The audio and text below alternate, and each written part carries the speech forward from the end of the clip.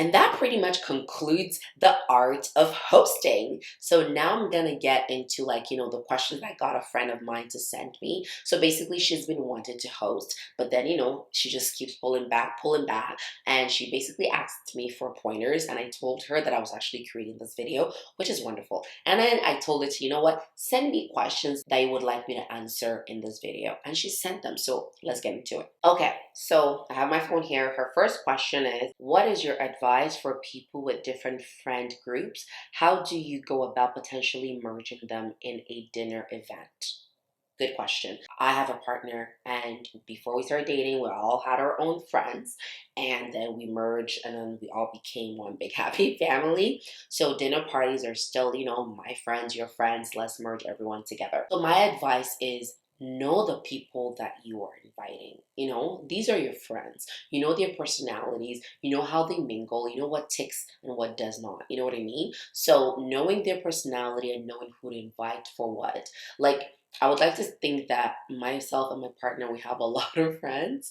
So it's not every time that I host that I invite every single person, right? So there are some people that just can't merge well together for whatever reason. It does not have to be, because of some kind of malicious intent, but just like their personalities don't merge. And you don't have time to be playing babysitting when you're hosting. You know what I mean? You want people that are, for lack of a better word, independent, gonna be able to mingle, make friends. They don't know people, introduce themselves, take the initiative to mingle. So invite people that they're gonna do that. If you have a really, really shy friend, it does not mean that don't invite them when you're hosting, but maybe invite them for more of like an intimate gathering. Because again, hosting is not just you thinking about yourself, but also thinking about your friends, what they are and are not comfortable with. So it's very key to keep that in mind. So that's what I do. So thankfully, I'm outgoing. I'm like a introverted extrovert. I have my moments, and my boyfriend is outgoing, and our friends are outgoing. But again, it's not every single hosting that I invite every single one of our friends. You know what I mean? So we mix and match. But for the general part, for the most part, everyone just mingles.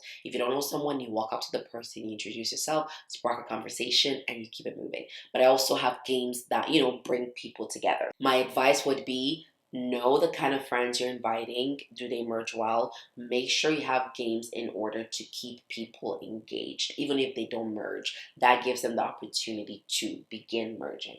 Okay, so second question is, how do you avoid getting overwhelmed by the whole idea of hosting a dinner party? I've pretty much covered a good chunk of this, but it boils down to planning, planning, planning. Although I am a last minute planner, a lot of my planning is done on here. So although I'm still starting, like, I'm shopping 24 hours to my hosting, I already have exactly what I want. I already have an idea. I already know how I want to carry it out. So it's not as overwhelming. So planning is key to not getting overwhelmed. Also, your love language and how it affects your hosting, it's really key. If you know how you like to receive and show love, this goes a long way in order to combat getting overwhelmed.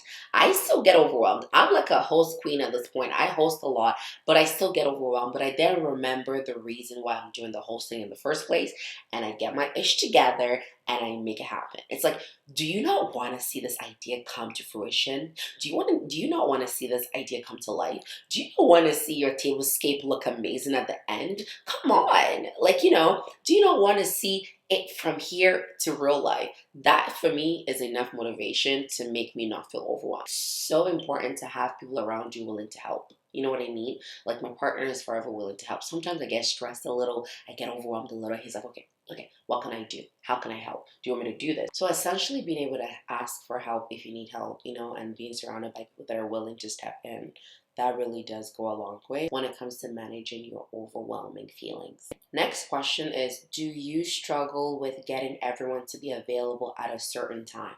Honey, oh my goodness. I think this is inevitable, especially if you have more than two or three friends. You know what I mean? If you have like, two or three friends, then it's a little easier to navigate. If you have a lot of friends, yes, you will struggle with getting everyone to be available. But what I have come to understand, and I'm still understanding because depending on how close I am to you, sometimes I do feel a little like, sideways, but then I have to intentionally talk myself back out, like, it's not because they don't want to come, it's because they have things to do. You know what I mean? So essentially, I wouldn't necessarily call it struggling to get everyone to be available. It's just that I put out the date and I hope that people are available. And whomever that is available, I take that as an RSVP and I plan and I execute based on that. Because I think I went through a phase where I wanted everyone to be available, and it's never going to work, especially if you are getting older, if you have various responsibilities. Now we're in the stage where some of our friends are married, some of our friends are still single, like, some are having kids. You cannot expect the availability of a person with a kid and a single person to be aligned. You know what I mean? So essentially, it becomes a thing of, if whomever is available shows up, they show up. Now, in terms of the sit down dinner that I had, because I wanted it to be 12 guests, I did ask people ahead of time. I was like, hey, are you available Saturday night? Are you available Saturday night? Are you available Saturday night? And then whoever that said yes, they're available, those are the people that I basically concluded my numbers with. It wasn't because I didn't want everyone to come, but because I was also bearing in mind my home, how small it is, capacity, and all of that. And I know I have more than, like, myself and my partner combined, we definitely have more than 12 friends. You know what I mean? So it worked out that, some people weren't able to come, some people were able to come, so everything worked out.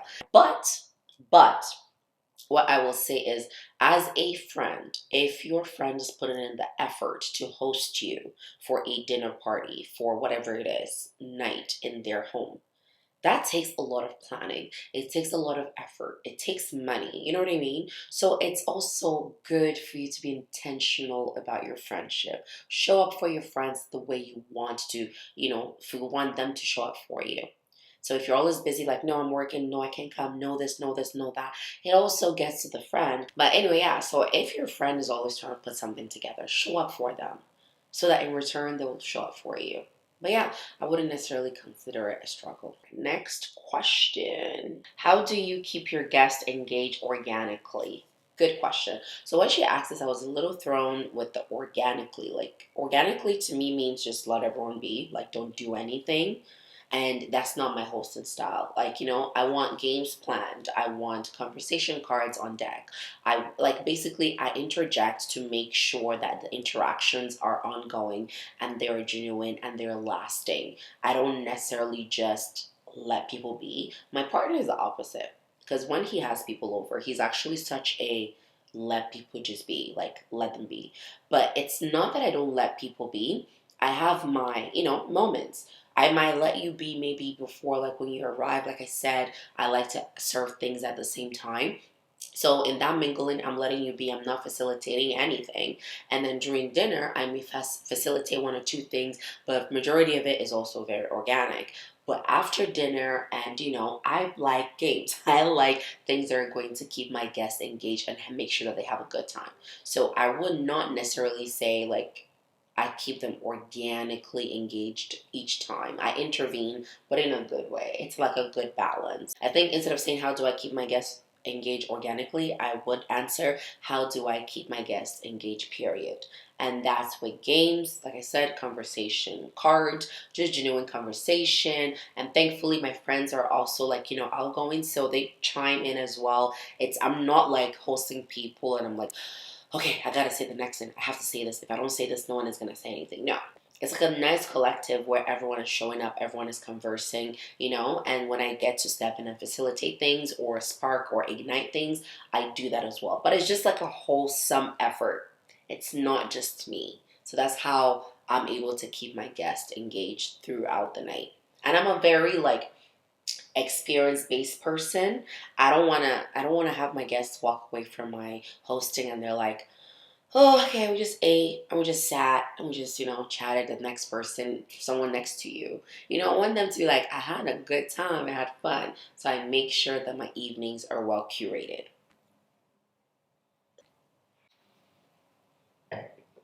But yeah, so that brings me to the end of this video. Guys, this was so much fun. I've been wanting to film this video for so long because everyone is always asking me, about my hosting tips, etc. If you don't follow me on Instagram, make sure you do, because anytime I host, I post it there. But yeah, and I'm going to also update my Amazon storefront with a few like decor pieces for hosting, as well as the games I use to keep my guests engaged. So make sure you check out my Amazon storefront to shop these things. My next video is going to be how to create a beautiful tablescape, so watch out for that. But yeah, I hope you guys enjoyed this video. I'm going to be bringing more like lifestyle videos on this channel, as well as, you know, the core beauty, fashion, travel content as well. But yes, thank you guys so much for riding with me. I know I've not been super consistent on YouTube. I hope to get back to it moving forward. But nonetheless, thank you so much for riding with me no matter what. I really, really appreciate you guys from the bottom of my heart. And I will see you guys in my next video. Have a good one, guys. Please don't forget to subscribe if you have not. I've not said that line in so long. That felt weird. But please subscribe. Comment below. Let me know if you guys have further questions that maybe I did not cover in this video. Please ask them down below. I will be more than glad to answer them in the comment section. All right. Until next time. Take care, guys. Bye.